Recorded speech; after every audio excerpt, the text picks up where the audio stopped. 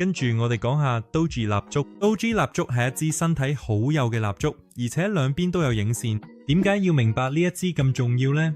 因為佢可以好好咁提示我哋，價格好快就會轉向。其實呢支蠟燭基本上代表住市場唔肯定想行邊個方向，而且遇到阻力。每當有不確定或者阻力出現，價格好多時都會向相反方向行。我哋一齊攞個例子，呢度見到價格跌得幾急，跟住出現咗一支綠色蠟燭，啱啱好又係 Doji 蠟燭。呢個就話俾我哋知，賣家開始佢哋有信心，而買家開始入場，令到呢個位成為一個好有潛力入市嘅時機。我平時見到 Doji 蠟燭，通常會等多兩支或者以上同色嘅蠟燭，係確認價格真係會反轉。好似呢個例子，我見到一支綠色 Doji 蠟燭，我再等，見到多兩支綠色蠟燭向上，佢就代表我可以有信心價格會繼續向上行，所以我就喺呢個位入市，然後 boom， 價格就真係由呢度升上去。Doji 蠟燭其實有好多唔同嘅變化版本，你會見到有最普通嗰種就係我哋啱啱講過嗰個例子，